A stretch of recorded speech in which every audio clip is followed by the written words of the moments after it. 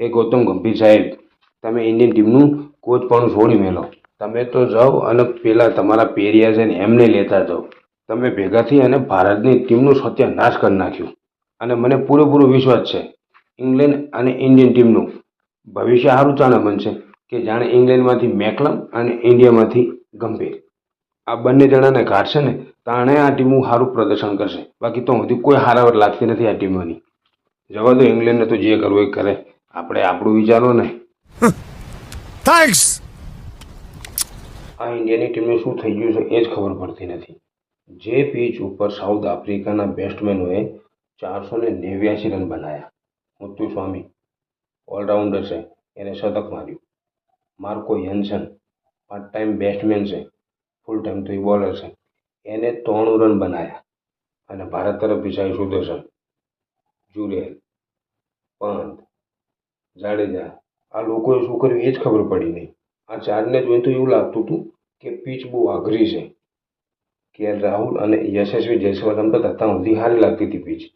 એ બેમાંથી એક આઉટ થયું એટલે તરત પીચ હાર્ડ થઈ ગઈ. રાહુલ અને જયસ્વાલ વચ્ચે 65 રનની પાર્ટનરશિપ થઈ અને 65એ પહેલી વિકેટ જઈ. 65 રને એક વિકેટ ઇન્ડિયાની અને 122માં 7 વિકેટ ઇન્ડિયાની. તો સાઈ સુદર્શન, પંત, જુરેલ, જાડેજા શું રમે? મને તો લાગે છે કે ઇન્ડિયાના ખેલાડી ફક્ત ને ફક્ત ફિલ્ડિંગ કરવા માટે જ આવે છે. આ ચારને જોઈને એવું લાગતું હતું કે પીચ બહુ હાર્ડ છે. આ પ્રોપર બેટ કરતા તો સાઈ સુદર્શન અને કુલદીપ યાદવ હારા. આ બંને જણાએ ઇન્ડિયન ટીમ માટે 72 રનની પાર્ટનરશિપ કરી, જેમાં 48 રનનું યોગદાન વોશિંગ્ટન સુંદરે આપ્યું અને કુલદીપ યાદવે 19 રન. એના 19 રન કરતાં પણ ઘણું મહત્વ છે એને જે બોલ ડિફેન્ડ કર્યા છે. 134 દડા કુલદીપ યાદવ 134 દડા રમ્યો છે અને ત્યારે એને 19 રન બનાવ્યા. વિચાર કરો. અને ઉપરથી તો તું જા હું આવું, તું જા હું આવું. સુંદર અને કુલદીપ યાદવના 72 રનના કારણે ભારત 201 રન પર ઓલ આઉટ થઈ ગયું છે પહેલી ઇનિંગમાં. મને નથી લાગતું કે અહીંથી ભારત મેચ જીતે. હવે મને તો એ નથી લાગતું કે ભારત આ મેચ ડ્રો કરે. અને આ બધું થઈ રહ્યું છે ગૌતમ ગંભીરના એક્સપેરિમેન્ટના કારણે. અરે બાપ રે, ये तो धोती खोल रहा है. મને એ કહો, પહેલા તો ગૌતમ ગંભીરે ઇન્ડિયન ટીમનો કોચ બની અને શું સારું કર્યું? ગૌતમ ગંભીરને 8 નંબર સુધી બેટિંગ જુએ છે, 8 નંબર સુધી. ભાઈ આ 20 નથી, આ ટેસ્ટ છે. આમાં પ્રોપર 6 બેટ રમાડે ને તો બહુ થઈ ગયું. ના, મને તો 4 બેટ અને 4 ઓલરાઉન્ડર જોવે છે. એટલે લઈ લે 8મા નંબરની બેટિંગ સુધીનું શું હાલ છે જોઈ લે. 8 નંબર સુધી બેટિંગ જોવે છે. મને તો લાગે છે વિરાટ કોહલી અને રોહિત શર્માને કઢાવવામાં મેન હાથ આ ભાઈનો જ લાગે છે.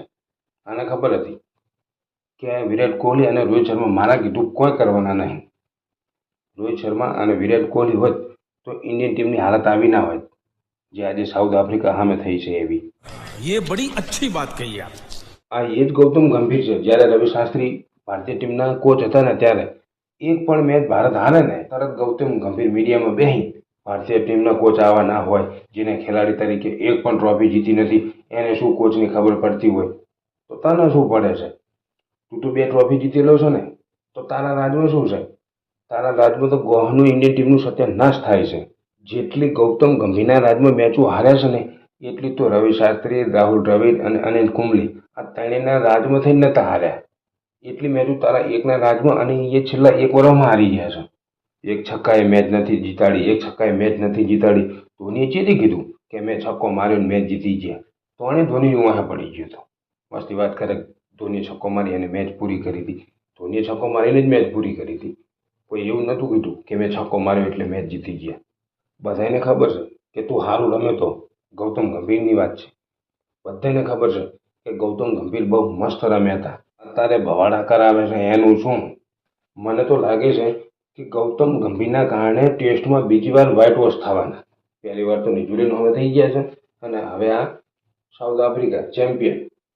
અત્યારે ઇન્ડિયન ટીમના ખેલાડીઓને શું થયું એ ખબર પડતી નહીં. ઓપનર ચાલે તો બરોબર છે, બાકી ચેડે તો બધાય ઓલું કરાવે. 3 નંબર ઉપર દિલના જગ્યાએ સાઈ સુદર્શનને લાયા. સાઈ સુદર્શને શું કર્યું? કશું નહીં. એવી રીતના જુરેલને મોકો આપ્યો. જુરેલે શું કર્યું? કશું નહીં. નીતિશ રેડ્ડી એને પણ કોઈ નહીં. તો જોવાનું હવે આગલી સિરીઝમાં એ ત્રણેય બહાર કરી દેશે. ભાઈ તું જેને મોકો આપે એને 3-4 સિરીઝનો મોકો આપ. કરુણાને મોકો આપે તો એક સિરીઝ માટે એમાં 3 મેચો રમાડે, બેમાં 12 બેહાર રાખ્યો. શું ખબર પડે 3 મેચોમાં?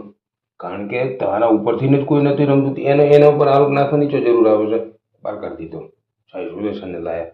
હમણાં આ પૂરું થશે એવું સાઈ સુદર્શનને બહાર કરી દેશે, જુરેલને બહાર કરી દેશે. એટલે ગૌતમ ગંભીર બાપા તને હાથ જોડીએ છે, તું કોચનું પદ છોડી મેળ. જો તું છોડીશ ને તો ઇન્ડિયન ટીમનું કોઈક સારું થશે, બાકી મને લાગતું નથી.